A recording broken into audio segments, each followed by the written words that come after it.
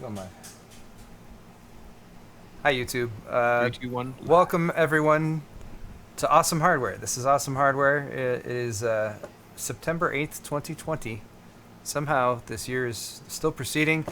We are streaming live to both twitch.tv/awesomehardware and YouTube. Thanks to all of you for joining us this evening. We're going to talk about some tech related stuff, some Nvidia RTX 3080 and 3090 and all that good stuff.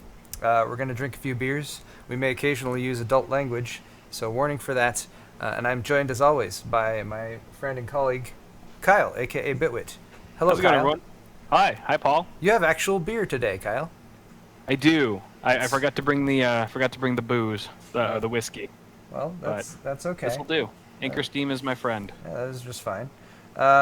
You're drinking Anchor Steam. I am drinking Old Rasputin from North Coast Brewing, which Lucky. is 9%. So It's also very tasty. we're in for a great time. All right. Looks like everything is functional for the most part, as far as I can tell. Yeah, looking good. Okay, so we should quickly do a couple announcements, which is to check out our stores if you'd like to help buy some stuff. It's all there. Oh, geez, how did this get moved? Look at that. Buy stuff on our stores, pulsehardware.net for mine. We're having some sales on lightweight hoodies because, it's starting to turn towards fall. Still pretty hot here, but turning towards fall. Get yourself some lightweight hoodies. They're on sale. Other awesome stuff, they're available at pulsehardware.net. You can go to bitwit.tech for Kyle's store. He also has many fancy things. He's also having a sale on lightweight zipper hoodies, and it's great stuff. You should buy it. Beyond that, I wanted to say cheers, of course, and welcome all of you, as we usually do at the beginning of the show. But I also wanted to say, in honor, no, I need to say something serious. I wanted to say, take a drink for the firefighters out there. Here in California, West Coast. I mean, all over the world, to be honest. But we're having some fires, and it kind of sucks for a lot of people. And a big thank you to all the firefighters and other service workers who are out there risking their lives to help protect people's lives, people's properties, and we greatly appreciate that. Absolutely. Cheers. Cheers. Okay. Moving right along, we have some tech news. I don't think I set this up properly, but yeah, sure, that's fine. And the tech news that we're going to start out with is about the new RTX 20. See, I'm going to say 20 over and over again. RTX 30 series. There's lots of information already out there. You guys have probably already seen it. You're probably already aware that there's an RTX 3090, 3080, and 3070 that have been announced by Nvidia, and that the RTX 3080 is launching soon. A little bit over a week from now on September 17th.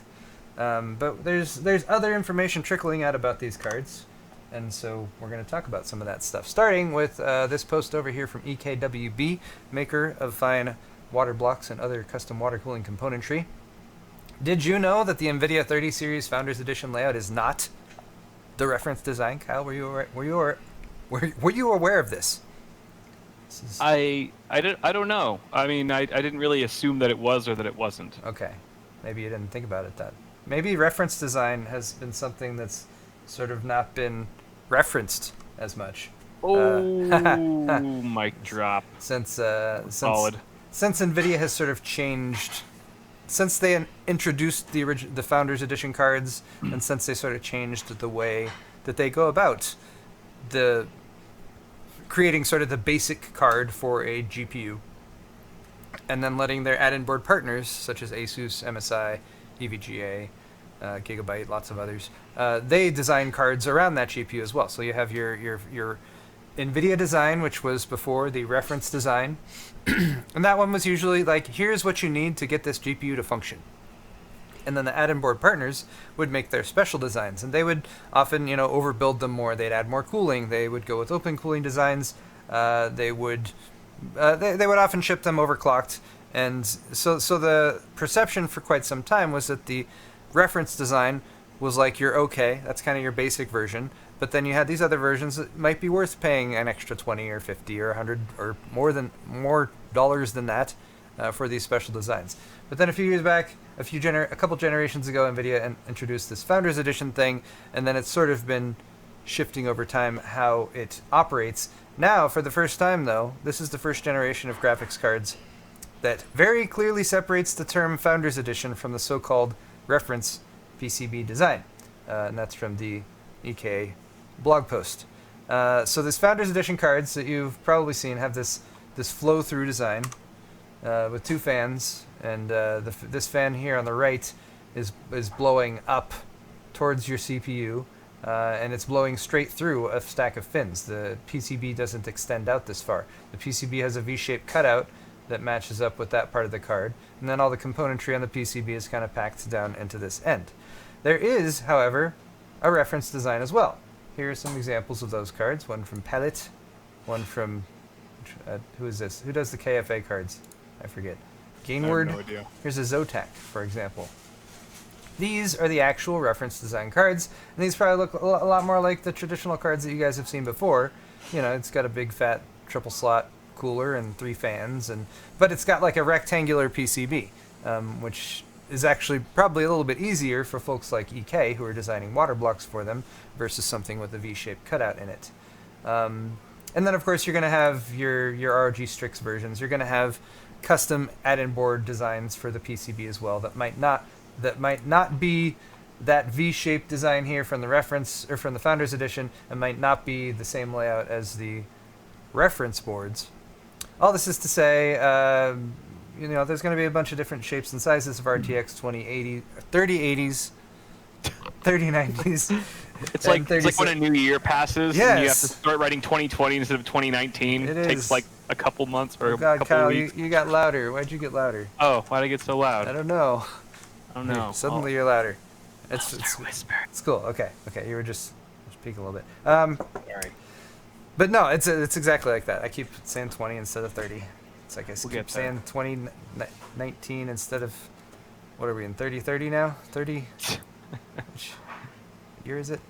Anyway, so yeah, other unique things about this, since we're getting into a little bit of the details about these cards, the 12-pin connector, the special 12-pin connector, the highlight of the last awesome hardware on my side of the show was that's strictly going to be for these Founders Edition cards. So all of our speculation about the placement of that and so on and so forth, that's only going to be for these FE cards, so you won't see it on the reference designs or the add-in board partner specialty designs. So yeah, all other reference and custom PCB 3070, 3080, and 3090 cards will use 1, 2, or 3 standard 8-pin connectors. So all of you guys who have like some sweet set of you know, braided cables or something like that, or sleeved cables, and you're hoping to continue to use those with a graphics card upgrade, you should be happy that you can probably still do that. As long as you don't get the Founders Edition, of course. Then you have to use some hideous adapter. My God. Can you imagine, Kyle, the Pimp My PC submissions? That sounds horrible. Yeah, I wouldn't even look at them. Too shameful. Speaking of Pimp My PC, we will be doing that later in the show. Wait, sorry if you mentioned this already, but is Nvidia going to be giving board partners the PCB, like the same PCB as their cards, or are board partners only getting reference? They're only getting reference. So this specialty design V-shape Founders Edition card only for Nvidia. Is only for Nvidia. Got it. The only thing, and this is just sort of a little side note that popped up in the various things I was looking at recently. So the RTX 3090, right, is $1,500 card, 24 gigs of VRAM. It's an insane card. That one's also not coming out till later. I forget the launch date of it, but that card is sort of we were critiquing it a little bit because it's called an RTX 3090 and not like a Titan card, but it's definitely a Titan class card, and Nvidia in their description of it has sort of described it separately as such, even though it's still got the same branding as the other RTX cards. The difference, or I guess another aspect of that, since it's not a Titan card, because Nvidia has never allowed custom designs of their Titan cards, because it's an RTX 3090, there will be add-in board partner cards for the RTX 3090. They'll still be above $1,500, but it'll be there. So anyway, Yeah. Which I guess was the same case with the 2080 Ti, so on and so on. Like the most expensive 2080 Ti's were 1600, like 1600-ish, right? Oh. So what do you think? God. What do you think the Lightning RTX 3090 is going to cost? $2,000 at least. At least $2,000. They'll probably have the audacity to charge like 2,200 or something for it, because it'll probably have like an LED display on the side, and Lucky will come out and dance around for you. Be like, you're good at gaming. That's worth at least 700 extra. Yeah, Lucky. I mean, it adds frames too. Reduces latency. Wait, so does this mean that we may not see any sort of like mini versions of the RTX 30 series cards if Nvidia is kind of hoarding the short PCB to themselves? I mean, certainly, like. It looks like a challenge. It looks like a challenge to cram all that stuff on that size PCB. They even like detailed it in the presentation. Like, we fit all the GDDR6X and a larger GPU onto this small piece. I'm like, I don't have any board partners gonna either be able to do that or be willing to do that for like a mini ITX version of those cards, which I think bums out the F community a little bit. It's been done before, but like that brings up some questions that I don't know the answer to, but I still will tell you what the questions are, such as, all right, board partners can't just make the Founders Edition card. Could a board partner take the same style of card with that flow-through design for the fan on the right, and maybe not make a board with a V-shaped cutout, but make a shorter board or something like that? Maybe make it longer. I don't know. Do some sort of different looking but sort of same style of cooling as the RTX 3080 Founders Edition card. Could they do that? I don't know. Would Nvidia get mad? Are they allowed? Yeah, I don't know. I'm not sure. I have a feeling that for the RTX 3070, which does have like less VRAM, it's got 8 gigs instead of 10. And would require less cooling. I could see somebody designing a shorter board version of that. For your ITX customers, perhaps. Because that's sort of where the mini ITX versions of cards have always sort of tapped out in the past. Is like at the XX70 series card. Well, because at a certain point, it just becomes impractical. It's like, here's an RTX 2080 Ti, but it's got to run at like 1200 megahertz. Yeah, it's got to run so slow to not overheat or anything. Right. So definitely some questions there, and I'm very interested to see the various other types of partner cards that might come out. And like all of the designs that you've seen for the RTX 3080, they're all big fat cards with big old coolers on them. So and I think that's what the vendors probably focus on first. They want to say, who cares about size? Make it as big as we can reasonably fit, as far as the slots and everything, with as much cooling as possible, so we can put out a card that we can ship at the highest frequency and that will hopefully run at low temperatures, so that reviewers will smile upon it and everything. They'll do that first before they, I think, go for the more niche application of like your mini ITX card or whatever. Some people are saying that my mic is really low. I think it's really low. I turned you down a little bit. But, is there a middle ground? I'll turn you up a little bit more. La la la la la la la la la. It's mainly that you were peaking, and I'm not sure where the peak is happening. Because we got a convoluted pipeline of audio here for how Kyle is being brought to you guys today. Okay. So sorry for interrupting. If they say more stuff in chat, I'll try to change it on my end. All right. I turned you up a little bit, but okay. Yes. All right. Anyway, EK, of course, is going to be making water blocks for like all the types of cards. They'll make them for the AIB reference boards, for the custom designs, and for the Founders Edition. And they already have this card, or this block, designed and ready for. I think it's going to go up for sale on the 17th. Or can you pre-order it yet? They have links down here. Hold on. There's no pre-order, is there? Yeah, you can. Well, it's $160. Notify me when available. No, notify me. You can. This is for the water block. Oh, okay. Yeah. Because there's no pre-orders for the actual cards yet, right? Not that I'm aware of. Okay. Yeah, EK Vector RTX, which will fit both the RTX 3080 and 3090, which is another little small point. The RTX 3080 and 3090 reference PCB, not the Founders Edition PCB, but the reference PCB, does have the exact same layout. And that's useful for people like EK who make water blocks for those. But here's their water block. Pretty nice looking one. Same styling as their existing vector cards for the RTX series. But they have that available in a variety of finishes and so on and so forth. You can find it over on their website. Let's move on to our next story. I was going to say really quick, I'm really glad that the designs are similar to last generation RTX 20 series, because I am planning to put an RTX 3090 inside of Prometheus, the system that I just finished, with an RTX 2080 Ti that is now already outdated. No longer the flagship gaming GPU. I held back because I watched that video. It was very nice. It's a very nice card. I'm sorry, very nice build. I like the chrome, thank you. The finish and everything. I thought you did a really good job. I saw on my random Twitter browsings some people giving you some props for that, and I held back. I wanted to jump in each time and be like next time maybe he'll make a system that functions as a gaming computer too. That would be nice, wouldn't it? Anyway, sorry. It doesn't even post. It doesn't even bad post. part. It doesn't even post. The GPU is dead. Not only is the RTX 2080 Ti in there outdated, it's dead. I feel like there's a metaphor for that could be applied to things. Like, I can't do it right now, but I'm gonna think about it and I'm gonna come back with some great, anyway. Poetry. Yeah. Surely that that can be compared to something, and you'd be like, yes, it's mankind's hubris or whatever. We'll figure it out. Speaking of mankind's hubris, 360 hertz gaming monitors. My God. Wow.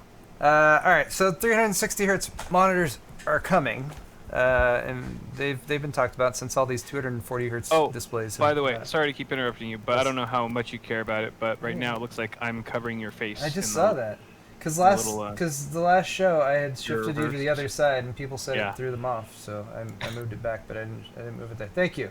I don't like stealing the show. No. Here, I'll even crop you in a little bit more. Yeah, thank you. There we go. Look at that. Get me all cozy. This on-the-fly adjustments we can do for you guys just to make the show that much more enjoyable. Pull back the curtain, give you a look behind the scenes. Exactly. All right, so 360 hertz displays, Nvidia Reflex. How are these connected? What's the connection between the two? There's various ways to look at this. You can look at this from the extremely cynical viewpoint of they're just trying to sell you more monitors that don't do anything, and they're just trying to give you more reasons to buy these new RTX 30 series cards. And that's perfectly legitimate. They're corporate vampires who want nothing more than to profit as much as possible off of your hard-earned money. Or you could look at it as hey, these are advancements in technology, which, while potentially incremental, might actually have some impacts on a gaming experience. I don't know how much 240 hertz gameplay you have tried, especially in faster paced games, but I find that as a increasingly older person, I appreciate the advantage that a 240 hertz display gives me in a shooter. I'll be perfectly honest. I do a little bit better with it. It's a little bit noticeable.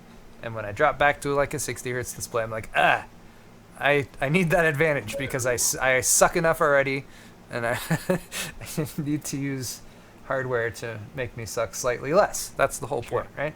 Okay. Yep. So I'm with you on that. 360 hertz displays should be fairly straightforward to you guys. Faster refresh rate, 300. You need a graphics card that can output 360 frames per second. Fortunately, or unfortunately, again, depending on how you look at it, that's at 1080p, which makes it easier to achieve frame rates like that. But see, frame rates, that's the old Rasputin. That's the old Rasputin kicking in. But what was I talking about? No, I can do this. You were talking about frame rates. Kyle, I need a word of encouragement. Say something encouraging. Cock and balls. All right, that's beautiful. So, 360 hertz display is one part of the equation, but Nvidia Reflex is sort of this ecosystem, I guess is what they would call it. It involves multiple things. It involves hardware. It involves a SDK, a development kit that they have made that game developers can take advantage of, and it takes a game that supports it. So the game developers working with Nvidia need to enable Nvidia Reflex in the game. On the hardware side of it, so taking the software side of it out, on the hardware side of it, in order to take advantage of Nvidia Reflex, and bear in mind I haven't even told you exactly what Nvidia Reflex is, you're going to need a monitor, and in this article they used an Asus ROG Swift PG259QNR, which is a 360 hertz 1080p display.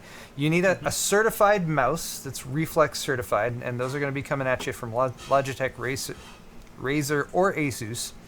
Bear in mind you plug the mouse directly into the display in order for this to work. And you, of course, need an RTX 30 series GPU.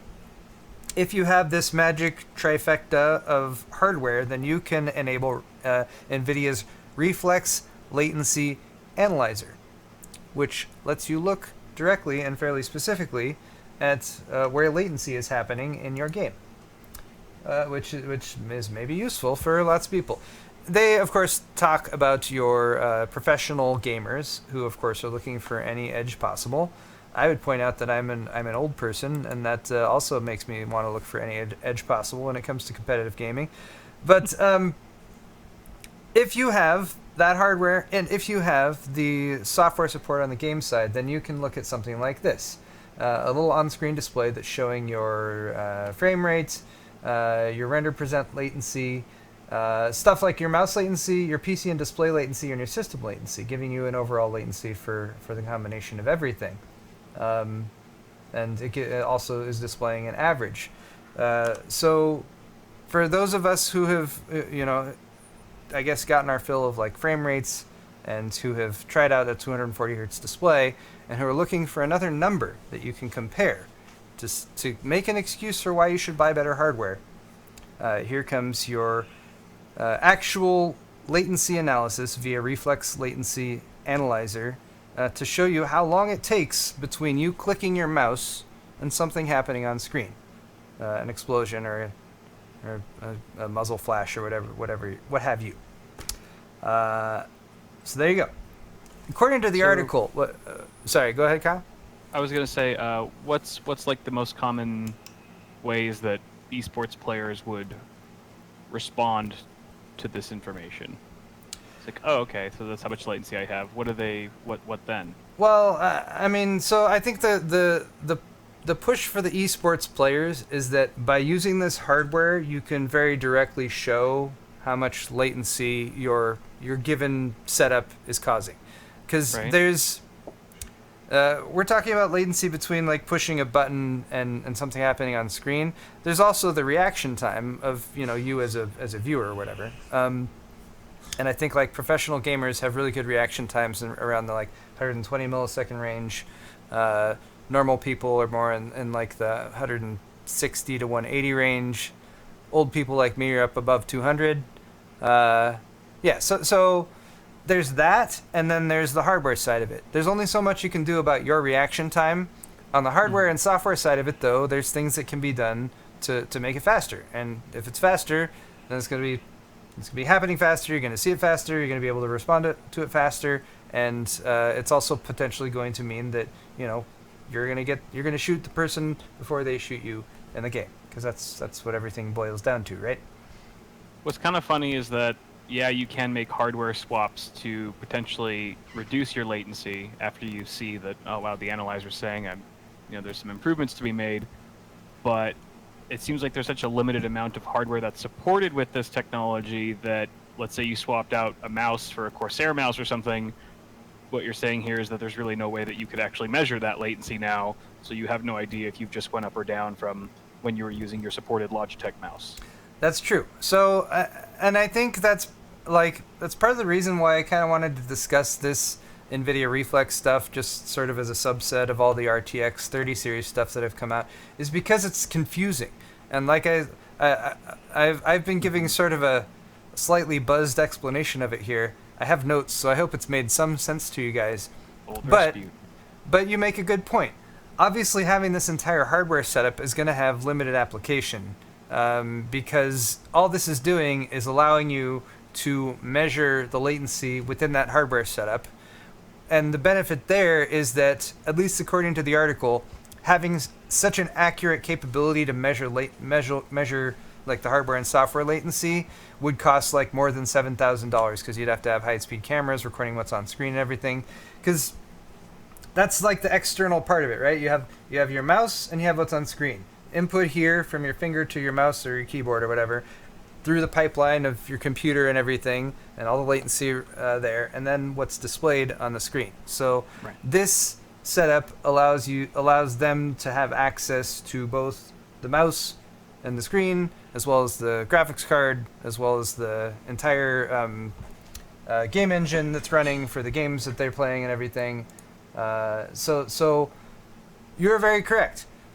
Like this, I don't think the selling point is for this specific setup, but I think this specific setup is meant to be there so that you can have videos that are probably going to go and show this and everything. Like the Gamers Nexus video, I think that they just posted today or yesterday, is about validating this specific thing.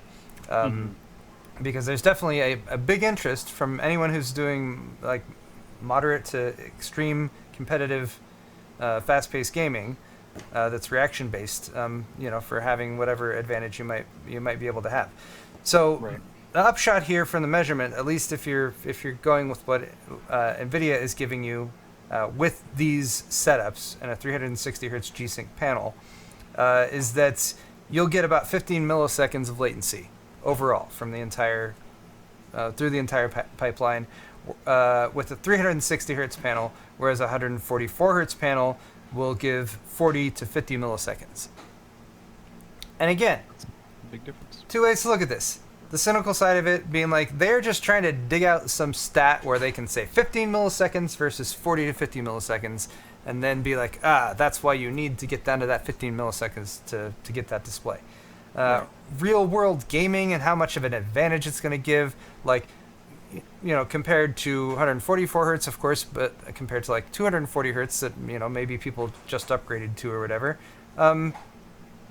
It's all going to be somewhat relative, I suppose. But there it is, and it's up to your discretion as to whether you want to be the cynical person or the super excited about Nvidia's new technology person, or whether you want to try to sit somewhere in between. It's like they're trying to sell a technology that benefits the top 1% of gamers to the rest of the 99. Yeah. Like Shroud and Ninja looks at this and goes, "Oh, okay, that's actually beneficial. Like I'm going to utilize that. Like I'm always like eight milliseconds off from Shroud. Like if I had that 8 millisecond edge, I'd fucking win that $10 million tournament, no problem." Oh, of course. And the rest of us are like, milliseconds and stuff. Time is trippy. Like, but marketing and stuff. Hashtag marketing. Yeah. It's but there is stuff on the GPU rendering side and the software side that is supposed to also have an impact. So like there's an NVIDIA website. Games, by the way, that are currently have integrated this or who will have this integrated are Apex Legends, Destiny 2, Fortnite, and Valorant are the ones that they're currently showing. But they're showing here, for example, a standard GTX 1660 Super, and then using the Reflex with Reflex on, then adding an RTX 3080, and then adding a 360 hertz monitor, and showing you the difference again in latency from between those different setups. So with those various things, you get reduced latency. Combining all of those things together, you get the best reduced latency. And do note, by the way, that this is something that you will be able to access. You won't need an RTX 30 series GPU to turn Reflex on. The Reflex SDK will deliver results for games on older hardware as well. GPUs newer than the GeForce GTX 900 and up will be able to turn Reflex mode on in games that support it. But of course, newer and better hardware has better latency with the combination of that. So there you go.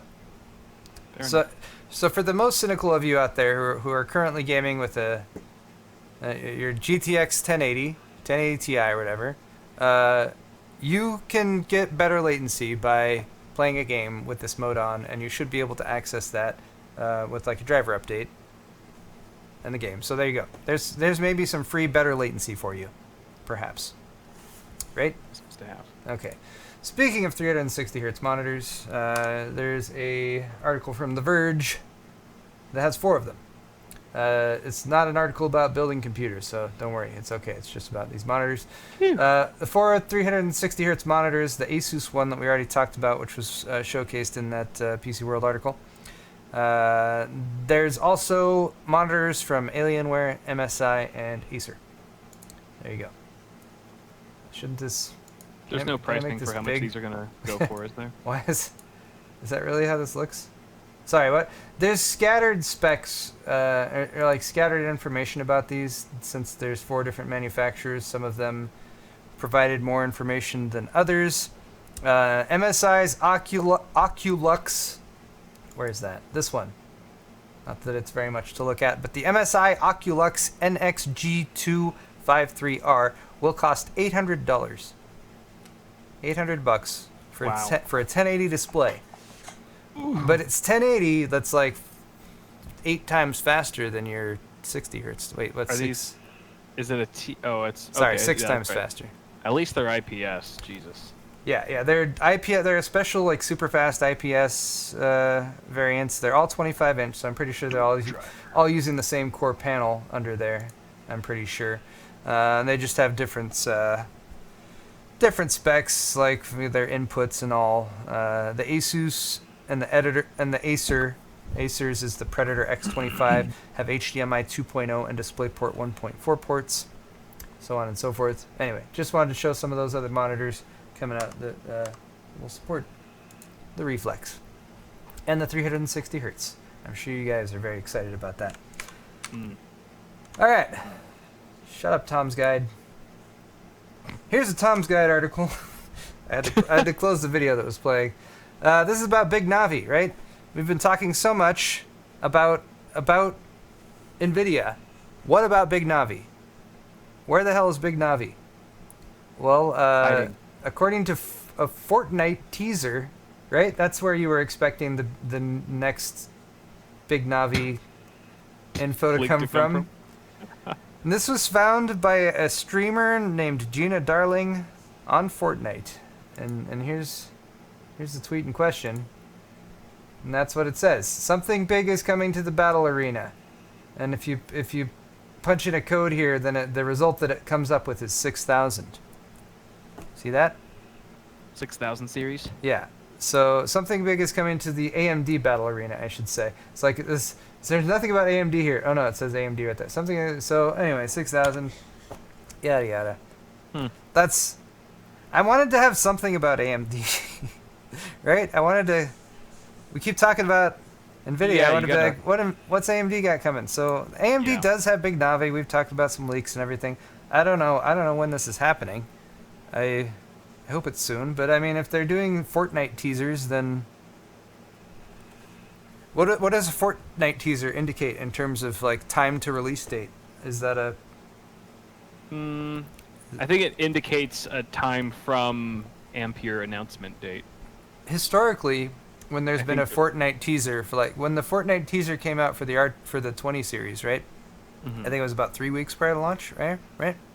That's what we should give it here. 3 weeks. 3 weeks till launch of Big Navi. I'm just making stuff up. Anyway, so this is a little. I think we're gonna see a lot more of these leaks or like promo stunts from AMD, just because Ampere was just announced. Yeah.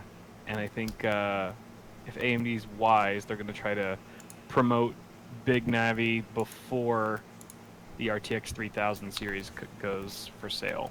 So. I mean, I guarantee they will do something to try to distract. Yeah. But, like, I don't know how much they can do. I mean, aside from launching Big Navi, but I think we would have heard more about something like that happening prior to now. But anyway, Just a big slam campaign. it's still supposed to come before the end of the year. It's only September. We still have October, November, and December. So I don't know. Probably in a month or two is what I'm guessing. They have the bike. AMD has the bike. Oh yeah, they got a bike. That's a big steel shower. what is?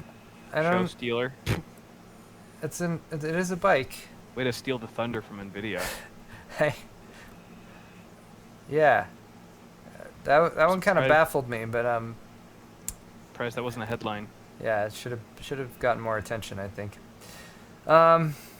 Anyway, Big Navi is expected to it's gonna be a 6000 series card. So we already have the RX 5700 and XT and on down from there. There's not they'll be launching a 6000 series when this Big Navi based GPU launches. You can be pretty confident of that at this point. And Big Navi's based on second gen RDNA, RDNA 2, which is the same stuff going in the PS5 and the Xbox Series X. It's based on 7 nanometer. There's plenty of reasons to be excited about it, but a Fortnite teaser may or may not do it for you. All right, let's move on. Let's talk about other things. Let's get away from the graphics card stuff. Oh no, here this one's actually kind of related to graphics cards too, but it's moving away. It's moving in the direction Yes. from On that. our way out. Exactly. VirtualLink, Kyle. Remember being Yeah. so excited about VirtualLink? Remember when And you were like, and "Oh my never using gosh, it. what a glorious standard this shall be, ushering in a new era of VR headset connection." VirtualLink is dead. I'm sorry to bring you all What? this sad news. Already. Yes, look at this. Look at the agony of this virtual VR dude right there. He's obviously in the throes of some sort of. No. Yeah, no, he's right. It's slow motion because everything happens in slow motion in VR. once you jack in. Yeah, so VirtualLink, if you guys weren't familiar, is the little USB-C plug that's on your RTX 20 series graphics card. As long as you don't have a super card, because did you notice that, by the way, when the RTX Supers came out, the 2080 Super and whatnot, that they didn't have VirtualLink, the USB-C on it? I did not notice that. I might have casually thought like, oh, that's not there. But I don't recall if I ever actually called it out or anything. Huh. But it's a USB-C port that can work, I believe, with an adapter as a display port out. So I think it does have some use there. But the idea was that it was a single cable that would connect up power, video, and data for your VR headset. And it was supposed to, be a cool thing that made VR a little bit better. But apparently it just never really got wide adoption. It was supposed to be on the Valve Index, but it was canceled due to technical issues. The Oculus Quest got the closest with its USB-C connector, but it did not use the VirtualLink standard. As mentioned, they didn't put the port on the supercards when they launched, and now it's not on the 30 series, and now even if you try to go to the official VirtualLink website, it just redirects you to the VirtualLink Wikipedia page. Oh, wow. Which doesn't really indicate that they're in it for the long haul. So Damn. this standard, once supported by companies like Nvidia, AMD, HTC Vive, Oculus VR, Valve, and Microsoft, is now just dead. Kind of sad. I don't know. It did Seems like they jumped the gun on it. Like they Maybe, yeah. implemented it before they really got it working 100%. think- They're like, oh, we'll figure it out later. We'll figure it out later, and they never did. It's like, all right, let's just cancel the whole thing. Do you think it could have been anything to do with like infighting between Nvidia and AMD and like the new consoles and stuff like that, and them just deciding not to cooperate? Maybe. I don't know. Maybe I not. don't know. It's hard to say. Or perhaps they're all just looking forward to wireless VR because that's what everyone who has Yeah. ever used VR with a trail of cables coming off of it says. It's like, oh Right. gosh, this would be so cool if it was wireless, and I didn't True. have the reminder of being attached to cables all the time. Yeah. That's Be it that. I'm gonna say that's it. That's what I would go. If I was a betting person, that's what I'd be like. Everyone's like, who cares about this USB-C VirtualLink connector? It's already dead in my head. Let's- Let's go wireless. Yeah. Speaking of wireless, no, Wireless. that doesn't make sense. Speaking of the Xbox Series S launch date and price announcement, here's the Xbox Series S price launch and date announcement. Right, Kyle? You saw this? Yeah. Today? Okay. We did. $300 is what the Xbox Series S will cost you. Also, it looks like a funny speaker thing.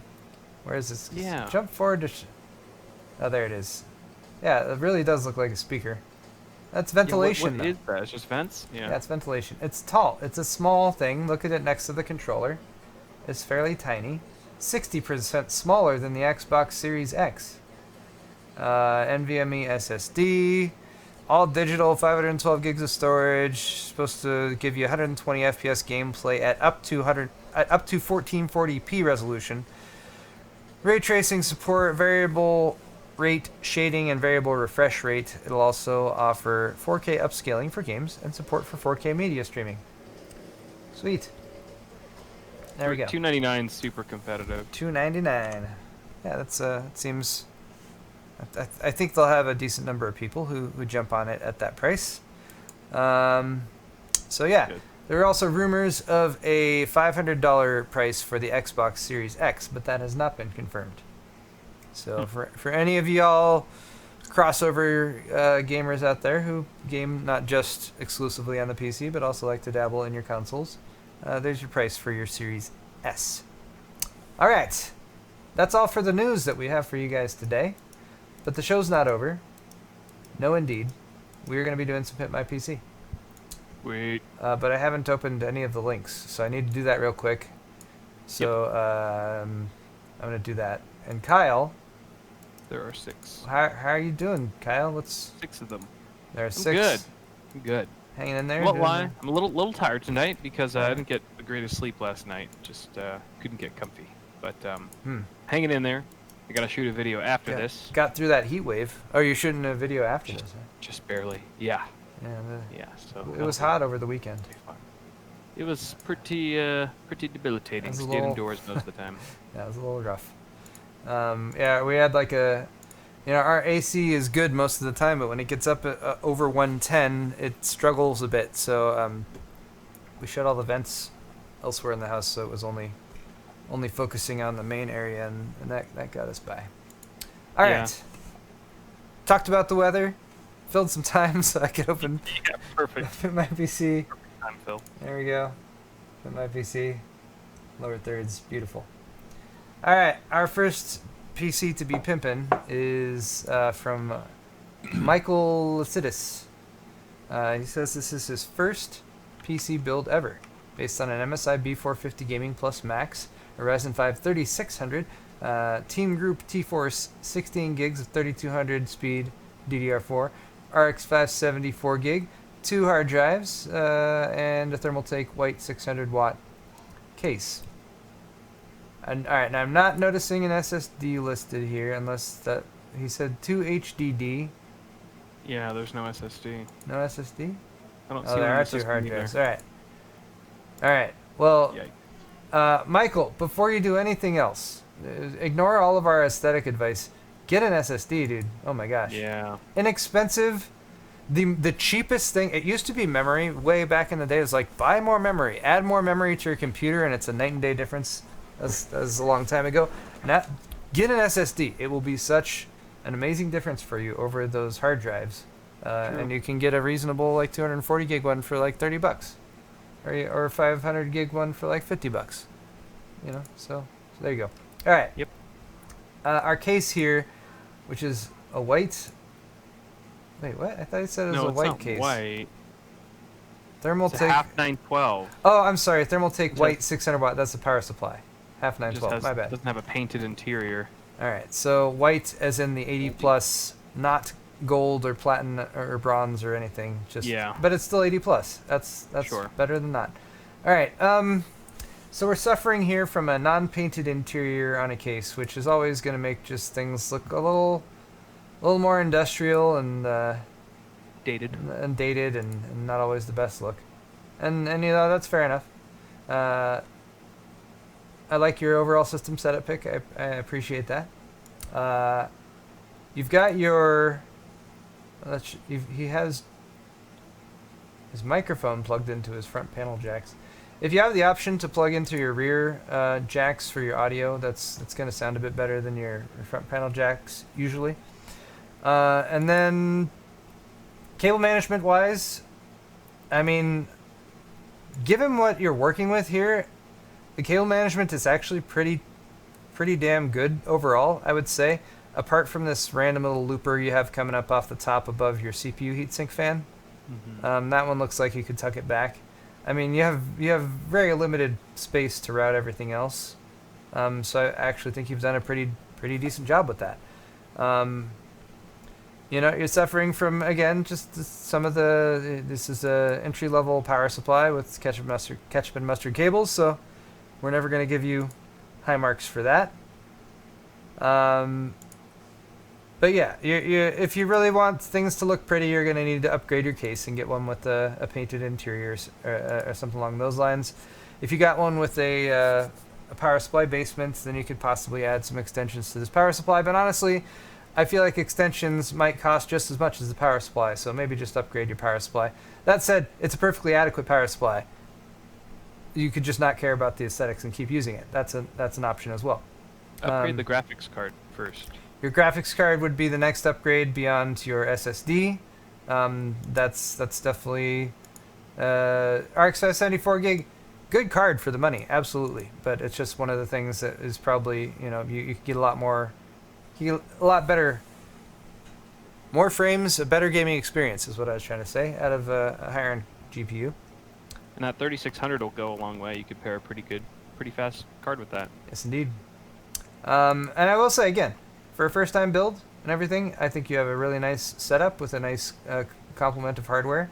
Looks like you got good placement of everything and airflow and all that. So again, you could totally ignore all of our aesthetic advice and you have a nice setup there. Get yourself an SSD and then upgrade your graphics card and then work on the aesthetics.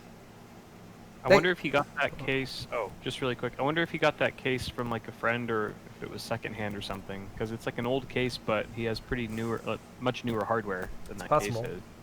But honestly, if you're budget building, like that's the way to go. Like find the parts that don't affect your performance, and like find really good deals on that. Like I mean, a lot of people will just build on a table or something just to save money on a case. But it is nice to get everything assembled and something. So basically, just do what a SI pre-built does. Exactly. Just focus on the performance and cheap out on the stuff that doesn't make your system faster. That's why that's how they function. All right. Thank you very much, Michael. Thanks. Next we have Sam Vanderspeck. Oh, by the way, I should say thank you to Kyle for gathering the Pimp My PC picks for today. He helped me out with that. No problem. Yeah, I wanted to say thank you. Sam has a Ryzen 7 2700X, an EVGA RTX 2080 XC Ultra Gaming, an MSI B450 Tomahawk, 32 gigs of 3200 megahertz RAM, two 500 gig Samsung 860 EVO SSDs, a 1 terabyte WD Blue hard drive, six of the Corsair fans, one NZXT fan. I like that he pointed that out separately. Corsair Hydro X custom loop. Ooh, with his first ever custom loop. All right. All right. Some things to note. There are some things to note. The fan, for one. That rear fan definitely not matching with the fans you have on top. What fans are these again? Corsair? Well, and it's backwards. Oh, it's intaking. Okay. Yeah. Maybe he wanted to keep positive pressure. Maybe that was a conscious choice. It's possible. You could still have positive pressure. Corsair HD 120 RGB fans. I didn't know Corsair made fans with clear, or like a clear. You haven't seen those ones? I guess not. They're like the clear stripper heel versions of the maglevs. Okay. All right. They perform well, but they just kind of look not great. But I think the rear fan should be set to exhaust unless you've got like a specific reason why you have it set to intake and you've got like a dust filter on there. Okay, I wanna make an analogy here. So let me know if this rings true for you, Kyle. Okay. Have you watched any of the shows where the people go and they dance and it's like a competition, or they go and they sing and it's a competition, like a So you think talent show? Yeah, thing? like the talent. Like so you think you can dance or any Dancing with the or Stars yeah something. any of those shows where they do Okay. a talent scouting thing and they go out and they have people audition, right? Yeah. And there's people who audition, and you know Or in they stripper heels. no like so the show that you're watching at home, you know, there's people who auditioned who they chose to show who auditioned, but who don't make it, right? Sure. And they might have a really good routine or just something that makes them unique or special or whatever, and they stand out. It's like it's really good, but it's not enough to make it onto the next level of the show. Yeah. It's not. They wanted to showcase it for the audience, but you know Right. what? It's not quite to the level for this competition. Right. So that's this piece. I know that took a lot of explanation here, but that's really what I'm feeling about all this. I gotta give him props for many of the choices here and for boldly going for a water cooling build, and I think he's got a nice setup when it comes to the CPU and the GPU, and he's got you know sleeved cables with cable trainers and everything. But just everything together, there's just a few too many things that I'm like, it's not really blowing me away aesthetically. Yeah. There's a lot of RGB that doesn't all seem coordinated. You've got the custom water cooling loop, but I feel like it's just you know the bends aren't quite as all on point as I feel like I would like. They're functional. You got a water cooling loop here, but yeah, and then of course that rear fan that's not matching. And I don't know. I don't know what else to say about all of it. So he made it on to the TV show broadcast, but he did not make it to Hollywood. Yes, exactly. That's because he has all of the ingredients for success, but hasn't really quite made the dish properly with them. They would tell him at the show, like, I really appreciate your effort here. I really thank you for doing all this. I think you need to go back and put a little bit more work in and do some more training and then come back to us, you know, next season. It's a contestant where they don't buzz him out midway through. They let him do the whole thing because it's like good enough to watch the whole way through. Exactly. But he still doesn't get a pass from all three judges. Yeah. So, again, just too many little things. I feel like to go over them all individually, but that's my overall assessment of that. And we got a raid. Hey, Barnacle fans. Oh my God. What's up, dude? What's up? How's it going, man? Thank you, Jerry, and thank you, Jerry fans, for joining us. What's up, Jerry Bears? Does Jerry call you guys Jerry Bears? That's a good one though. Because if he doesn't, he should. If he doesn't, he should. And everyone go tweet him now and tell him that you guys since he sent you guys here and we now have control over his audience, we have now dubbed you all Jerry Bears, and I think that's appropriate. That's great. I think moving forward, that's what you should. That shit has layers too, because Jerry's overall a very caring person. Yeah. Just like the Care Bears. Exactly. And so you would think that you are what you attract. So the Jer Bears must also be caring. And to be clear, I would consider myself a Jer Bear as well. Totally. Yeah, absolutely. But trying to get Jer baited or anything. That's good. I stole that from chat. Good job, chat. That was good. But cheers and welcome all of Jerry's viewers. Good to see you guys. And thank you for the raid. Feel free to stick around. All right. Let me introduce this one, and then I have another beer there I'm gonna open. Ooh. Next contestant is Alexander Guerrero. He said, "Don't mind my half-ass table, half peach table."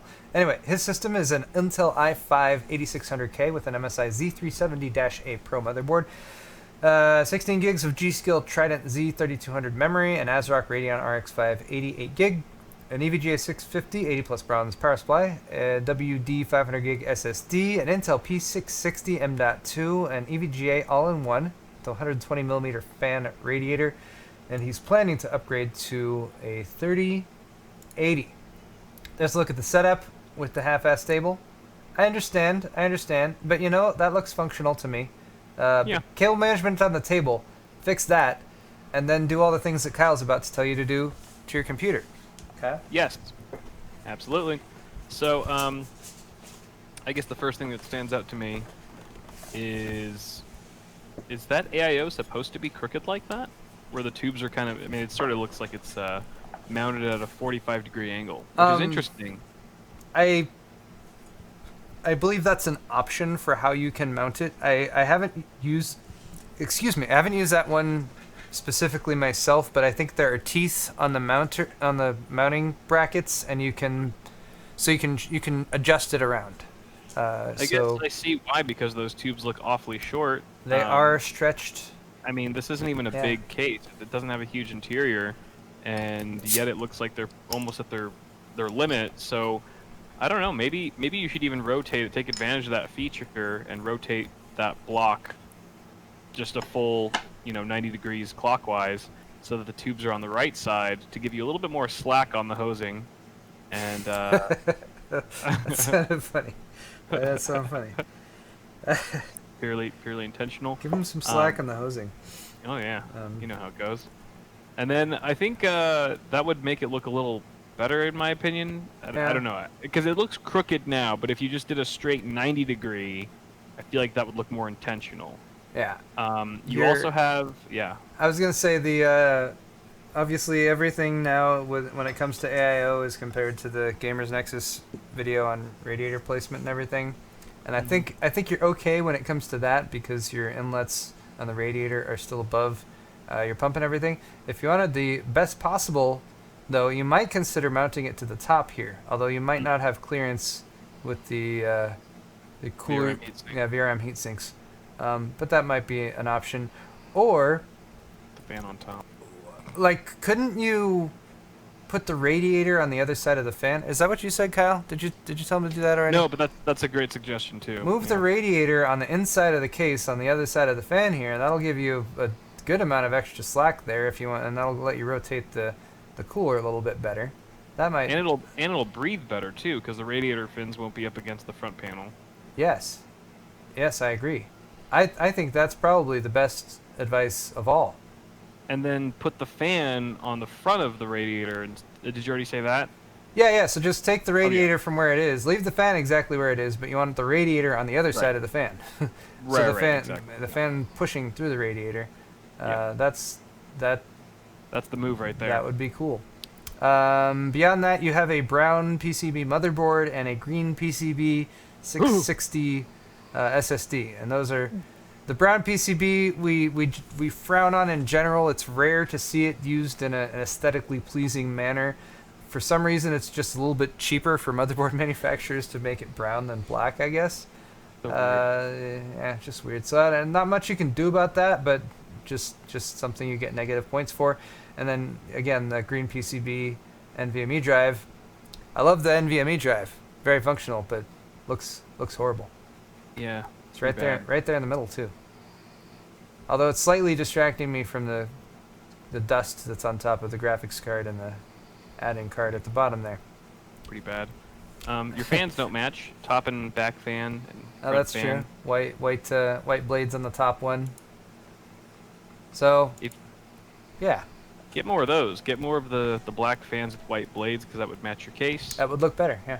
Sleeved extensions would be easy. You have a PSU shroud to hide all the stock cables. And upgrade your motherboard to a B550. Yeah. The CPU to a 3600X or a 4000. No, I'm just kidding. You got an 8600K. It's a good CPU. Just a slightly budget side MSI motherboard. All right. I think we've torn that one apart enough. Thank you very much for your submission, Alexander. Thank you. Yes, Alexander. Here's Static Nebula 26, Jack Verdick, Bazinga, an R5 3600, a Ryzen, X570 Phantom Gaming 4. All right, so we have an X570 motherboard with a Ryzen 3600. Interesting choice. T-Force, 16 gigs, 3200 megahertz memory, a 5500 XT, 8 gig Challenger D OC graphics card, HP EX920, 256 gig SSD, a 2 terabyte Barracuda hard drive, Asus Wi-Fi, blah blah. A DIY PC case, EVGA 500 BR power supply, and a random DVD drive. Oh god. All right, DIY PC case isn't looking hideous to me right out of the gate. I guess that's okay. Can't see the front of it though. I can't see the front of it, so I don't know what that looks like, but all right. Side and inside looks okay. I appreciate you being so honest with us in the picture of the rear side panel and the lack of cable management. You know, it's just there. It's fine. All right, so weird, just some weird component choices here. I mean, the X570 motherboard is that's an expensive motherboard, right? That's going to cost more.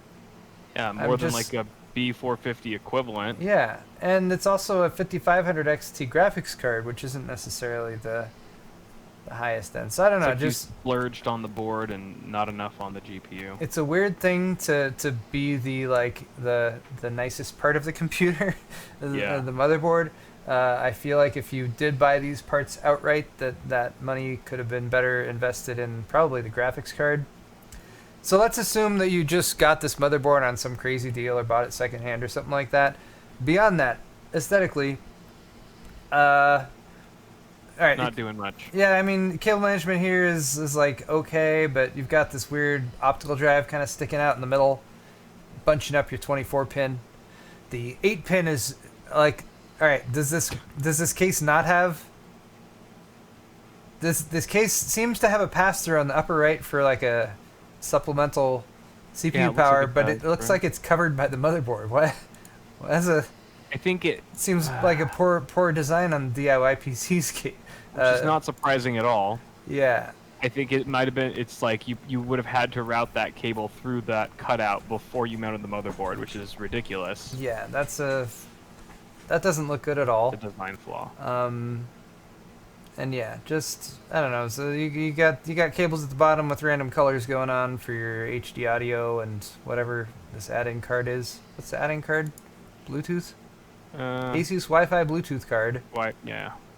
Why does the Asus Wi-Fi Bluetooth card have a USB plug in it? Right?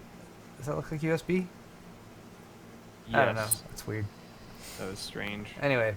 It's too bad that you have an X570 board and still need to put that Wi-Fi card in there. Yeah, that too. Why? What? Like, that would have been at least one good thing to have. To not need that card because you got a nice board, but if it doesn't even have it... Wait. That's a shame. X570 Phantom Gaming 4. Hold on.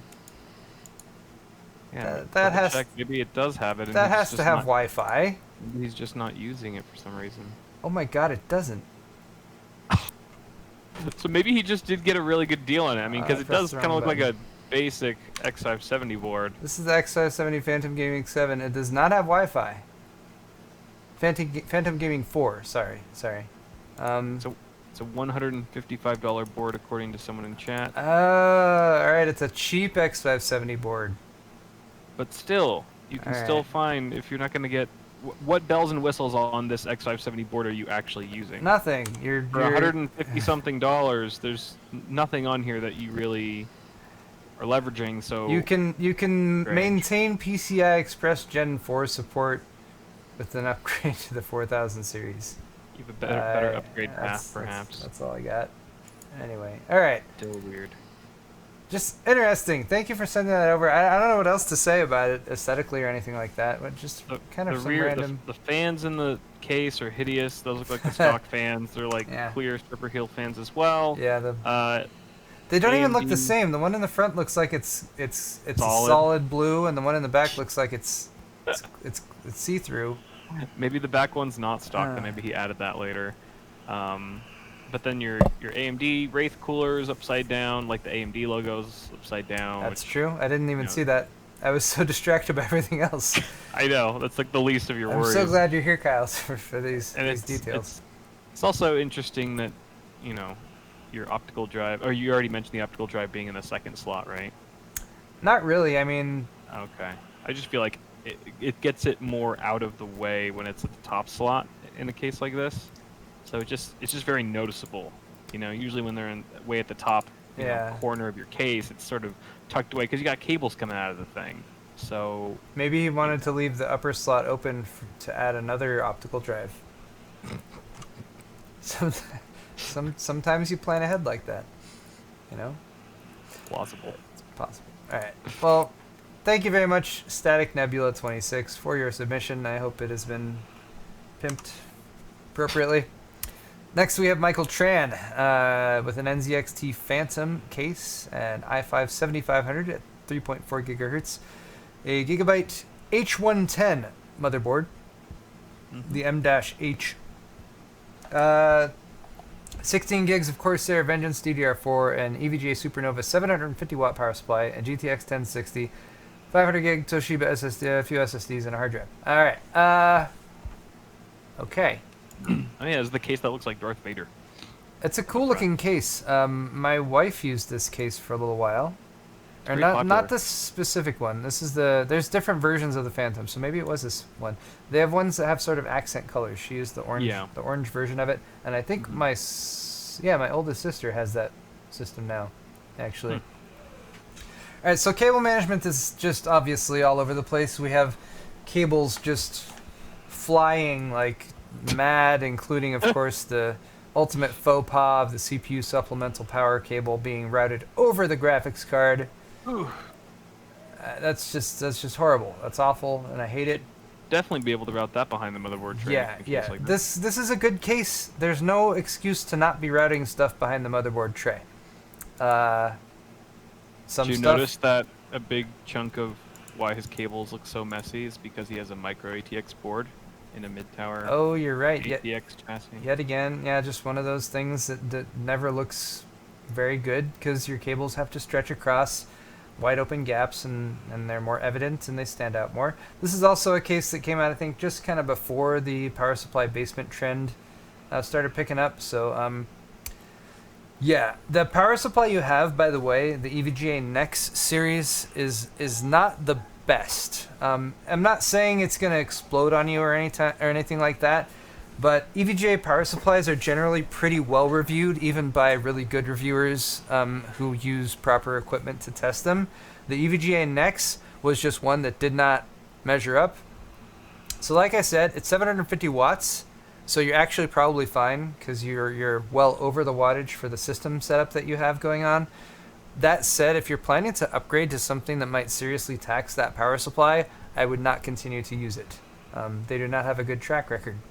All right, moving on. Yeah, redo all your cabling. Redo all your cabling. Get a new motherboard. That one only has 2 DIMM slots. Oh God, you're right. What motherboard is it? Gigabyte Oh, because it's an GA H110 and an Intel i5 7500. Pre-built status. Yeah, it's kind of a horrible motherboard.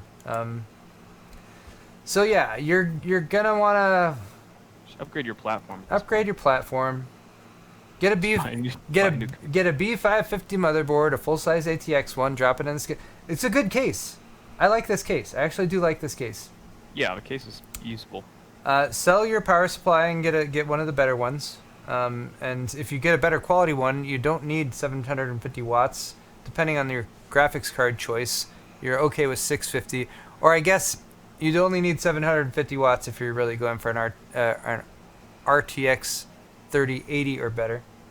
Other than that, I think your cooler's fine. Doesn't look too bad. Your fan setup is okay. You might want to properly mount your SSD in its tray. There you go. Right? Anything else, Kyle, to add for this one? There's just like less ketchup and mustard in those cables and more orange than anything. There's lots of orange in the cables. You're right. It's candy corn. Candy corn cables. Candy corn cable. Which, you know, It's got to be a food. It's September. Next holiday is Halloween, so maybe maybe that was intentional. Maybe that's trying to theme it Festive. to lead into the fall holidays. I appreciate that little attention to detail. Thank you very much, Michael, for your Good job, submission. I guess. I hope our recommendations are helpful for you. Finally, we have Nate Mate 1X with a Ryzen 5 3600, 16 gigs of 33,000 hertz RAM. I believe that's megahertz. 250 gig boot SSD, 500 gig hard drive. He plans to get an M.2 NVMe, XFX RX 580 8 gig, 600 watt EVGA power supply. The case is a Dark Flash DLM22 Bad Airflow Edition. What are you laughing at? What's wrong with you? I'm laughing at chat's reaction to the build. To this build? Yeah. Why? What's? Just wait for it. Just when you see it. What did I miss?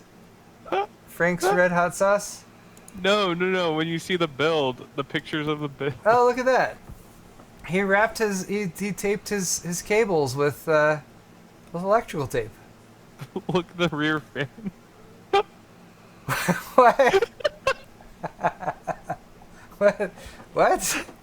Why? How is that? How did that happen? That was my reaction. Arctic Cooler 34, the Esports Edition. I have one of these, I think. I have the Esports Edition. We have questions, Nate. Also, this front fan seems to be taped in, right? Is that like blue tape? Yeah. Yeah. Because it's like It looks like painter's tape. I think or it's an something. 80 or 92 millimeter intake fan. Sealed Probably, off the surrounding. yeah, probably an area. 120 millimeter mount. Which honestly, effective use of that fan, I have to say. If you're taping Yeah. it off, it's not going to be good long term. I will say, anytime I've ever used tape or any sort of adhesive inside a computer for any extended period of time, the heat and the changes in temperature in the case cause the adhesive to fail, and the tape gets nasty and it starts to unwrap and stuff like that. So you might be in for something like that in the future. But I appreciate the effort here, right? Oh yeah.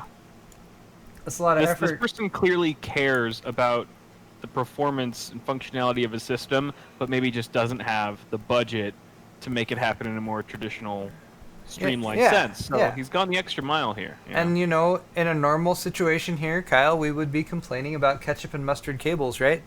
But yeah, guess what? I don't see any of. I don't see None any. of that. I don't see any ketchup and mustard cables here.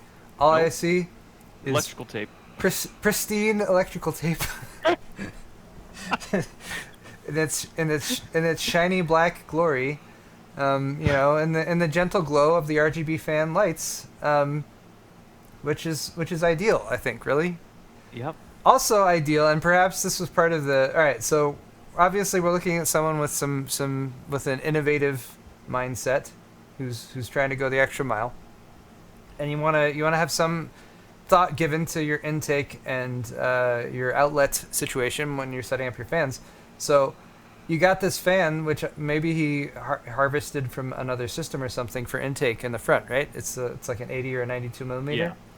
So he took reused, recycled, upcycled his fan from his stock AMD cooler when he upgraded to the aftermarket cooler, added it as an exhaust, but also right opposite that intake fan. That's got to be like an ideal airflow scenario, right? I can't. Sure. That's got to be. I see nothing wrong here. That's got to be giving a 5 to 10% improvement in performance for that Arctic. Which one is that? Oh, yeah. The Arctic Cooler 34 Esports Edition. It's an Esports edition of that cooler. Yeah, thing's carrying. I appreciate that. What more can be said about this beautiful, beautiful build that's been submitted? Kyle? Not much. It's perfect. Are you inspired to make a poem or Haiku. like a haiku? Or I want to do a build with just AMD Wraith fans for for all the case airflow? fans. Yes, Just suck it, Noctua. that would be beautiful. Because I do have enough to put like 12 of them in a build. So Yeah, I gotta. I could do that. Like a stack of them over there. That's just it's very rare when you see something like this in a build that you've never seen before. For as many systems that you and I look at on a regular basis, Yeah, that's this true. is the first for me at least. And as jank as it is, there's something you gotta appreciate and admire something so unique like that. One other really random thing about this photo, and I don't know if you noticed, but is this computer sitting on a bed of sawdust? Or like, what is From that? the corner, the bottom corner. Yeah, the bottom of the left picture? corner, right? It's sitting in like a hamster cage or something like that. Why? What is that? What is that surface that this is on? It's not a table. Could just be a shag carpet. Okay, I don't know. yeah, It would be carpet terrible. Might be Absolutely carpet. terrible. could potentially be carpet. I guess it's probably Could be more. a really thick carpet. Yeah, a lot of people are saying maybe a shag carpet. If it was Could be sitting just on in a sawdust, giant cat probably box, some of that would get sucked into the case. So or it's in a litter box. or a litter box. you know, when he water cools this system with ray fans, there will be lots of good clumping potential of the litter. If there are any leaks So from that litter, the challenge is to do a water cooled build, and all of your radiators have to have wraith fans mounted to them. Is that your cats still need to be able to shit in the litter box that it lives inside. Yes. 3, 2, 1, go. Has anyone? Can you take, like, you have that motorized litter box? Have you ever considered just making that into a computer? Just building a computer in that? Dude, a liquid cooled build, and then whenever I want to drain it, it just rotates 180. Oh, that's so gross. Just goes back and forth to like get out air bubbles. Yeah. You know, some case makers like, holy shit. You know, I mean, write that down. It's functional. That could work. Damn. I don't know. I mean, that's why all the manufacturers, they usually have a rep watching this show every week, because we come up with really good ideas for stuff. All right. When they bring it back to HQ, just the execs never sign off on it. Yes. You should really stop watching those guys. So guys, there's usually some semblance of a awesome hardware format that we do, and a lot of that's kind of been, we've just been rolling with whatever happens recently. So we're gonna continue the after party, and I'm just gonna keep the show live on YouTube as well. So congrats to all of you guys who have maybe done donations or who have bought stuff on our stores, because you're gonna get your shoutouts on YouTube as well as Twitch this week, right? Just to keep things rolling. Speaking of which, or Kyle, did we have anything else before we move into this excellent segment of the show? Into the donations? Yeah, donations and no, I don't Johnsons think so. and whatnot. Okay. Yeah, I think we're clear. All right, just checking. It's always, I never know. Like, I never know if you're over there and you have some great idea, and you're like ready to spill it, but I just got to give you that window. So every once in a while, I like to open a window. Maybe a glorious, beautiful bird of a great idea flies in, or maybe it's just a gentle breeze. Why? I appreciate you opening that window, Paul. Caressing your face. I'm gonna go ahead and close that window. Because I got nothing. No, that's beautiful. Ain't nothing going through. Because all we need to do right now is say a huge thank you to everyone who maybe sent us money. Like that, we always appreciate that. Donation comments today are going to start off with the immaculate Philip Rams, who has donated before, and we always appreciate Philip Rams for his super PC porn name. He says, "Hey guys, are plebs like me still clinging to a 550 watt power supply, even at 80 plus gold? Finally, foobar with any of the new 30 series cards. Thanks." Gosh. All right, 3070 is what? 650 watts recommended. 3070 is 650, 3080 and 3090 are 750. So probably you're like, if you're looking at, especially if you're looking at a 3080 or 3090, I don't think 550 watts will cut it. You might scrape by with 550 if you're doing a 3070 and you have like a 65 watt TDP CPU and you're not trying to do any overclocking whatsoever. You might be able to scrape by, especially the gold efficiency is going to help you a little bit there. Yeah, so like Paul said, anything beyond that, like a better built power supplies, with the way PC Power Draw works, there's your spikes and there's like your average draw. And if you look at average draw for even like a pretty high-end RTX 2080 Ti setup or something like that, it's not that high. You know, it's probably in the 300 to 400 watt range, depending on whether you're overclocking and what you're doing with the system. Maybe even less than that. But the spikes are what might get you, and they might trip something on the power supply, like a overpower protection or something like that. So I have only answered this question a couple times, but I had a couple people who were asking like about a high quality 650 watt power supply, and if I thought that would work for an RTX 3080. 3080 in particular, I think for a 3080 If you have a nice 650 watt, I think you'll probably be okay. Likewise, with the 3070, if you have a nice 550, I think you'll probably still be okay. If you're looking at anything lower end, that's like bronze or lower, you might run into that situation where you have a spike in power requirements, and power supplies they don't mess around when it comes to protecting your hardware. They will just turn off. So, yeah. Then that kind of sucks when you're trying to game or something like that. So that's my recommendation. And yeah, if you're looking at a 3080 in particular, you're probably going to need to upgrade that power supply. Thank you though, Philip. Leonard Smith is next. Thank you for your donation. I'm glad to see a chat that actually knows what they're talking about. Oh, I don't know what. what. Breed the most intelligent, intellectual viewers. I really appreciate our chat because we're wrong about things a lot, and I really appreciate being immediately called out on it. Like, oh yeah. Honestly, I'd rather correct myself and be correct than pretend like I'm right about everything. So yeah, I think chat enhances our channels and our shows and makes it better, and I greatly appreciate that. I think Leonard made this comment much earlier in the show, so I'm not sure what specifically he might have been referring to, but probably something you or I said incorrectly that they just immediately corrected us on. Probably for the save. Yep. Thank you very much, Leonard, though. Next up is Mike, MB67. Thank you very much, Mike. We love you so much. He said, Leet Hana hardware donation. It looks like I'm going to have to find a 750 watt SFX power supply for my N-Case M1 and do a custom loop. Cheers. Mm-hmm. Mike, yes, probably. Corsair has one. I have one of them over there. They have a 750 watt platinum unit. It's really nice. It's kind of expensive. It's like I feel like it's like $180, maybe.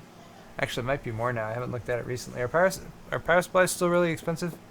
Yeah, they're expensive and low availability. Oh, that sucks. Yes. So I'm sorry, Mike. Yeah, that one could be more now. Mike, by the way, I did a Q&A today and I answered your question, so you get more questions answered from me. Yay. That's probably not going to be up for a couple days, though. All right. Hikari Shadow. Thank you for your donation. Do you guys think eBay flippers will hike up the prices much? I don't know. I was on the verge of talking about a story today about crypto mining and Ethereum miners in particular who are looking to scoop up 3000 series graphics cards. The source seemed slightly dubious, but it did seem like something that might have the potential to suck. I hope not. That would suck. eBay flippers, I don't know. Like, that's one of the things. It all comes down to availability. Nvidia has chosen to price like the RTX, I would say 3070 in particular, at $500. Expensive for a graphics card, but I think there's a lot of people who are interested in that. I hope the availability is there, because I'd hate to have a situation like the GTX 970, right, Kyle? Was it 970? I think the 970 was supposed to be. It was supposed to be $280, and then they were all like $350 for a while or something like that. There's been numerous launches that have been happened like that. Different times. Yeah, it all comes down to availability.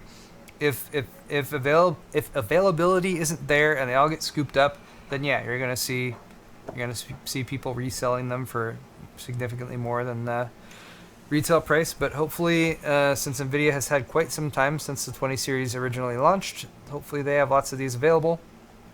And I haven't heard anything about difficulties with the Samsung 8nm node that they're using when it comes to yields or anything like that. So I'm hoping they're okay. We'll see, though. Yeah. Gorlock, thank you for your donation. I want to see a build from non-computer users. One watches Paul's or Bitwit's How to Build, while the other watches The Verge's, and let's watch the events unfold. Oh my god. Oh wow. I don't think the Verge's video isn't even there anymore, right? Didn't they pull it? Yeah, I think it's been re-uploaded by other channels. I'm sure it's still available at some point, but yeah, that's a great idea, Gorlock. We'll have to use already broken or dead hardware for the Verge build because the person will probably damage it anyway. Yeah. Yeah. I like the idea. I feel like it would be hard to control in the current environment where you can't, bring a bunch of people together in a group or something. Oh. True. We'll let Linus do it. He'll figure it out. Yeah, let's forward that to Linus, and I'm sure he'll take care of it. Make it happen. Mustangs by Matt, thank you for your donation. Off topic, but what program would y'all recommend for on-screen graphics and graphic overlays? Great to see Paul posting videos again. Been too long. Thank you, Matt. I know it's been challenging for me recently. Still don't have full capacity for video production, but I am working. We have plans in place. Things are moving, things are changing. We're upgrading. So soon, really soon. And I do have some videos coming. At least one or two this week and next to kind of tide things over. But to answer your question, program for on-screen graphics and graphic overlays. Like Photoshop? Yeah, it's hard for me to make a recommendation. I would use Photoshop for something like that because I've been using Photoshop for a pretty decent amount of time. And I mean, I'm not amazing at Photoshop, but I think there's a decent amount of things that I know how to do there. I can do an outer glow like no one's business. It's an important skill for things like YouTube thumbnails. It's a subtle art to check in that box. Yeah. I mean, you got size and you got spread, and which one do you want to move the bar for? The real experts throw noise into the mix. That's a whole bag of worms. Whoa. Can of worms. All right, well, I'm on the noise level. He only donated $5, Kyle. So let's keep that high level stuff to ourselves. No, I mean, yeah, it's hard for me to say I would recommend this because I haven't tested multiple options for that, but I use Photoshop for that kind of thing. Also, a good indication of why we don't have very many on-screen graphics. We have this that Kyle made like a few months ago. Before that, we had the one that I made like 3 years prior that we kept using. After Effects is a good one too if you're trying to do more like video type effects. If you want like anything with animation and stuff, yeah. Motion, yeah. After Effects for sure. Excuse me. All right. Monkey FPV, thank you for your donation. I got a Threadripper 3960X with a 360 AIO with full surface coverage. I'm sitting at 122 to 132 degrees. I'm used to 113 on other CPUs. What thermal should I spec? All right, Monkey. I believe you're talking about Fahrenheit. You must be talking about Fahrenheit because that's insane otherwise. Yeah, there's no way. And in which case, I have no frame of reference. That's so interesting to me to think about. But right? Would you have any idea if somebody was talking about CPU temperatures to you in Fahrenheit? No, I have no idea. I would not either. Well, it's like when I go to a different or look up weather for a different country or something, and it's got it in Celsius. I really want to train myself better on Celsius. Yeah. I like to see the Fahrenheit next to the Celsius so I can get an idea of if I'm looking at a nice, reasonable 72 degrees Fahrenheit, and what that is in Celsius and stuff like that. So 45 degrees Celsius. 45. 113 that he usually sees. That's fine. You're fine. That must be idle temps then. But he's saying up to 132 on his Threadripper. Why would he be telling us idle temps? So 55. I don't think he'd be telling us that because those don't sound like, I don't know why, but those don't sound like low temps to me. 45 and 55 sound like idle temps for Threadripper. A 360 AIO, if he's got a Threadripper 3960X, and if he's not overclocking, depending on the task he's throwing at it and how many threads and cores he's using. There's a lot of variables we don't know here, but gaming. Honestly, if you're talking about anything between 45C, even up to 45C idle, is probably fine. And I would let it sit for a really long time to make sure it's absolutely idle and not doing anything in the background before you take another look at it. Anything up to 65C and everything, if people in chat are being accurate with their their Celsius to Fahrenheit or back conversions, I think you're fine too. So I think you're fine. And also, where does he live? Like, what's ambient? Like, do you live in Death Valley or Syria? You're right. Variables we don't know, but based on everything presented to us, I don't think you're running hot. you seem to be doing just fine. BC Jester, $5. If you super chat $1,000, Kyle will buy a better headset. Oh, isn't that a Sennheiser you're using? I would do that. This is the Sennheiser one. I thought for the longest time everyone said this sounded great. Yeah, Did this is a good suddenly headset. start sucking? It was peaking a little bit earlier. I'm not sure. It seems to be doing better now, but I think you're fine. Okay. Yeah. We'll do just about anything for $1,000. So. Did you do the Intel thing, by the way, like last week or earlier this week, the event that they had? Were you involved with that? No, I missed it. Did they send you the promo thing for it? The headphones thing? Yes. I wasn't sure if we could talk about. I had no idea. I still had no idea what that was or what it was for until you just mentioned it just now. I want to show people. It's so random. What? Are we allowed? I haven't heard anything that says we can't. No, are you kidding me? Like they would. I guess now that I think about it, they would have made us sign something. I'll be right back. Yeah, I got a package in the mail. I guess Paul did too. That's what he's getting right now from Intel. I was like, what the heck? This obviously isn't a CPU, and it was a headset, either a headset or headphones from Intel.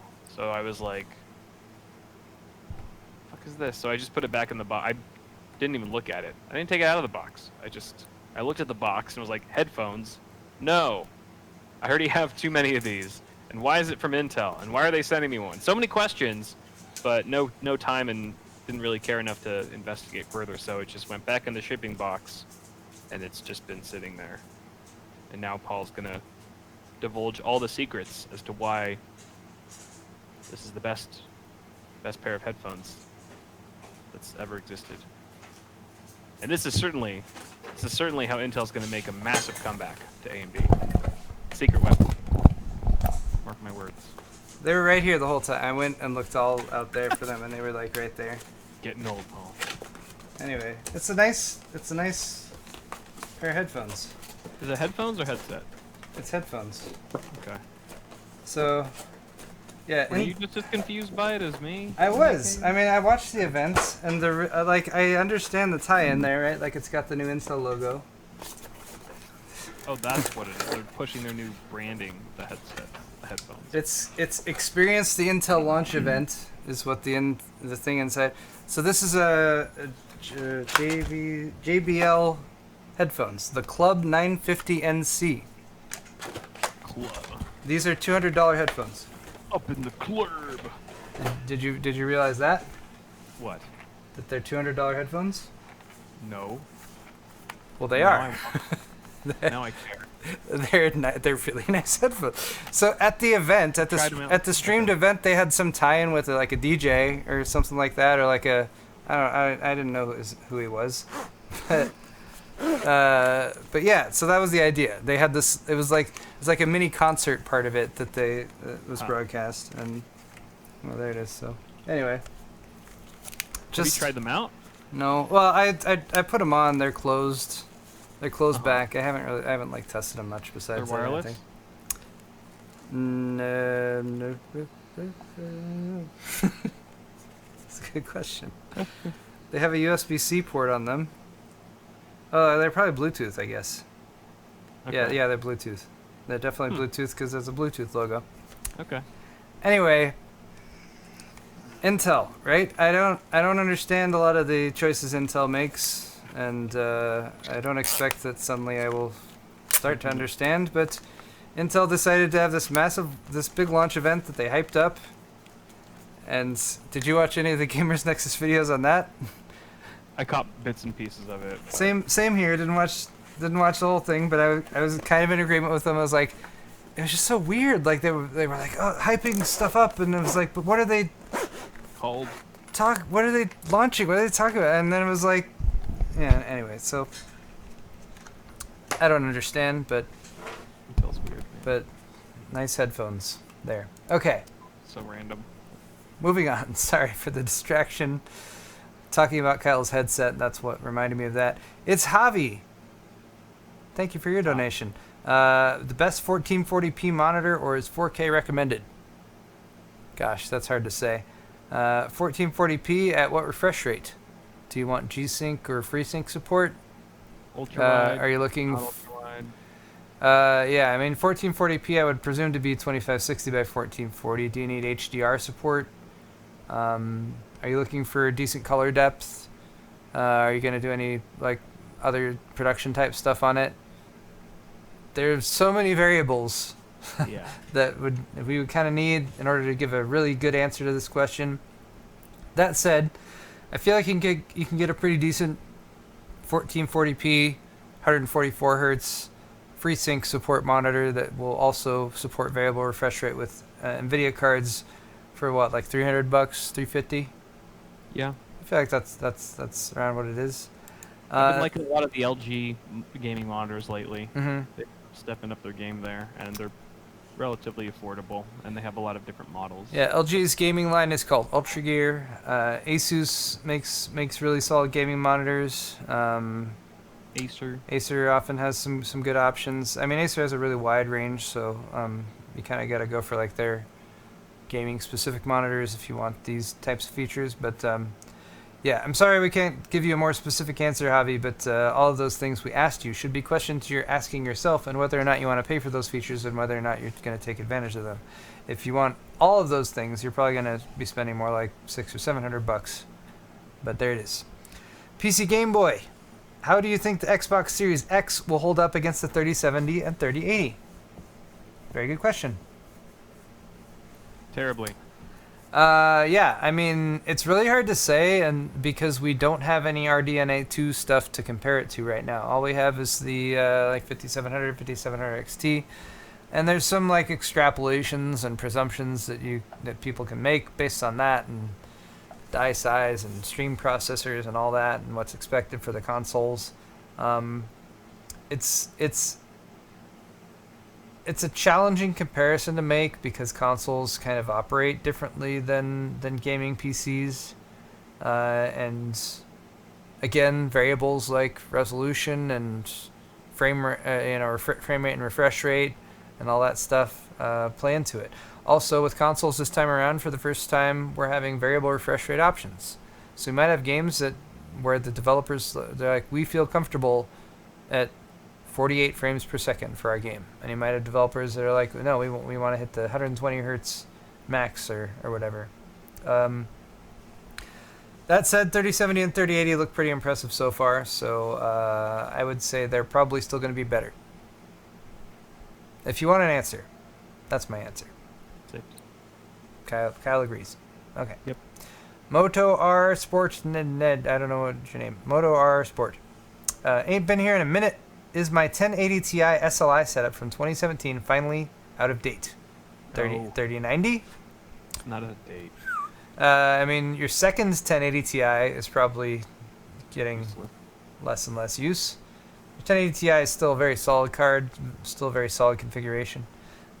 If you're a bleeding edge gamer and you want to get 120 hertz 4K TV to connect your gaming PC to and stuff like that, then yeah, you're probably looking at an upgrade for some of the technology stuff.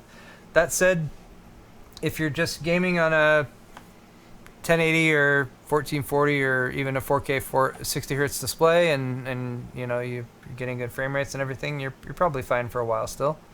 Or at least hold out for a while and wait for the 3090 and the 3080 and the 3070 to launch, and wait for the Big Navi to launch, and get a better overall view of the landscape. Yeah. Yeah. You're in a position to be able to do that. You're not in a position where you're like, I need to upgrade now. Eric Pepin, thank you for your donation. And by the way, I don't know if we've cut off donations yet, but we definitely should. Yeah, okay. We did. All right, cool. Thank you, Eric. It was 55 degrees Fahrenheit today and rainy here in Wisconsin. I am hoping you all are surviving. I submitted my PC for the first build, waiting for the 3080. Thank you, Eric. We're surviving okay here. The places where the fires are happening are in more dire straits. Yeah. Ashes falling from the sky. We do have ash here every day. We do have a weird discolored sun and everything like that. Yeah. But yes. The air quality's not great. But it's been cooler the past day or two, so that's good. Look, it's my baby. Oh, it's baby. my baby.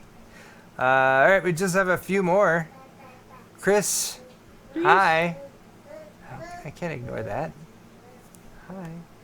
Baby! She is so cute, my little daughter. All right, Chris S., thank you for your donation. Quick question. Have you ever had or seen a PC crash so hard it resets the BIOS? I was playing Northgard, saved, quit too quickly, and froze the PC, restarted, and BIOS was reset to include time and date. Gosh, that's really weird. That would indicate to me some fundamental problem with your motherboard. Yeah. Depending on how old the system is, like BIOS battery dying can cause it to reset, and also reset the date and everything. But it would be it's weird for that to happen while you're using the system. That's the weird part for me. So you might have your motherboard might be dying. That would be my worry there. You try replacing the CMOS battery, maybe. That might. You never know. That might help. They're cheap. Yeah, That'd be a quick fix. they are very cheap.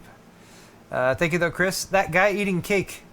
Existential question: who would win in a fight? You guys versus Luke and Linus from the WAN show. We've answered this question before, I believe.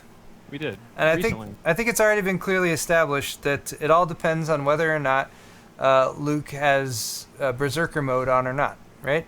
Right. Yeah. So we don't care very much about Linus. We don't consider him to be a threat. Me. Luke is large and potentially could do some damage. He's could be dangerous. He's a big man, but he's also naturally kind and gentle and an even tempered sort of person. So if he's enraged, if he's got lots of different video games have some form of enrage that function, then yeah, they're gonna destroy us because Luke smash. Yes, exactly, as Matt Samuni says in chat. Whereas if Luke is in his normal form, we would destroy them both because Luke Banner. he wouldn't use his full power. There we go. Yeah. That's true. Okay. Daniel McMillan. I guess also that guy eating cake said he already asked during the WAN show and Linus said he would win. Well, Linus has to say that because he's trying to maintain appearances. Thank you, though. Daniel M., thank you. He says, cheers, boys. Cheers. Cheers to Daniel. I'm out of beer, but cheers. I'm not. Bart's 13. Hope testing is going well. Corporate lurker. Oh, cool. I like that. See, because we have always made jokes about like people from the companies we talk about watching our stream. Does that mean that's actually true? Could be. Who knows? Hi, Bart's 13. That's sweet though. Hi, Bart's. All right, Hollinger W 2019. Did you see my tweet of my PC, Kyle? Probably. I saw a tweet of hundreds of people's PCs just before the show, as I usually do when we do the Pimp My PC segment. And just because we are limited with time and stuff, only a very small fraction of those submissions ever get seen on the show. But don't lose hope. If your system has potential to be on, then it may get featured in the future. Yep. If after a while it just never makes it, then there could be something else going on, like your picture quality isn't that great, or maybe you're not shooting at the right angles, or your system doesn't really have anything particular about it that really warrants commenting on. Your system might be too normal. Might be too normal. Too It's basic. just like a normal system with good decent cable management, and there's not much to say about it. Yeah, there's no point. And that's a compliment to you, by the Yes. way. If you're in that situation, that means you've achieved that level of acceptance. But it does mean that it's probably not something that we want to critique on Pimp My PC. True. All right. Donations were cut off, but we have a couple final ones. Our glorious moderator, Cell Processing, said, PC is getting slow and not booting at times. Want to help build Awesome Hardware 2.0 Kitty Litter Edition. I don't know, Kyle? I can Kyle's- provide the kitty litter. All right, good. I have 2 cats. We got that covered. Silicon is made from sand. That's you true. know. So technically we could make it run faster with all the clumping material I have. is he being facetious about his PC being slow and not booting I at don't times? I don't know, but I'm sure we can find out from him for sure. If you need some advice or want to talk more about it, Sal, hit us up. Yeah, so let us know. We'll send you all these graphics cards and stuff like that. Thank you. We have one more donation because he said it was very sweet. Oh my gosh. This is also a very this is a heavy donation. William C. Wright, thank you for your generous donation. He said, y'all are good people for real, genuine good people. Things are going to be tough the next couple of years. Keep doing what y'all do. Y'all bring positivity and humor to everyone around here. I know it isn't $1,000, but I'm building a computer for deep learning, and I can't pay y'all enough for the info. I'm taking off work on the 17th and 24th, but the skills y'all have taught me have been priceless. Thanks. William C. Wright, what a kind thing to say. What a generous donation. I feel I'm touched. Moving. Yes, thank you. That's really nice for you to say. I'm glad we're able to get it in here. And Sel, that's why we made you mod, because you're good at making good decisions. Indeed. Right? Good decisions. Yes. So big thank you to Sel, and I think Crafty's around here today as well. We love Sel and Crafty. They're our mods. Yep. Thanks. You guys are awesome. Thanks again, William. We're going to really quickly run down our people who have bought stuff in the store. So many huge big fat Johnsons to the people who we're about to talk about, and I think I have one Johnson. Me too. Okay, cool.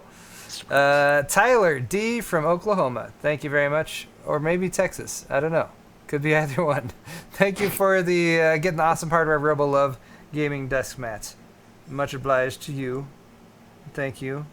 And a big old Johnson to Brandon S. from Spring Grove, Pennsylvania, for picking up a 16-ounce pint glass heatsink pint glass. Glorious. Thank you, Brandon. All right, guys, we are going to leave y'all both on YouTube and on Twitch with the Twitch raid, which means if you're on YouTube, you have to go over to Twitch. If you're on Twitch, we should be able to use the raid function here in just a few moments. We are raiding Cardboard Cowboy, who I believe is still streaming. Streaming. It's been erased. Oh no, that's been changed. Cardboard Cowboy is gone. Never mind. Does that mean we're not supposed to use him? No, screw Cardboard Cowboy. We hate Cardboard. Not Deadflip either. Who are we raiding? Mods? Not Deadflip? I'm so confused. Are we raiding Deadflip? Well, Deadflip his link's still there. Oh, okay. Well, Deadflip is a good raid. We've raided Deadflip before. That's fine. Yeah. I just want to make sure we're raiding someone who's live. Yeah, who's live. All right, Deadflip's live. We can raid Deadflip. All right, guys. If you want some further entertainment, Deadflip on Twitch plays pinball. He has all these pinball machines and he live streams pinball and stuff. So we've raided him before. Setup. It's a great setup. He's very entertaining. So if you guys want further stuff to do this evening, go ahead and check him out. If you're watching on YouTube, thank you very much, and hit the thumbs up button. And links to all the stuff we've been talking about today is down in the description. Cardboard is live. No, we're going. No, sorry, Sal. It's too late. We're raiding Deadflip. We like Deadflip. All right. Thanks, YouTube. Goodbye, everyone. Good night.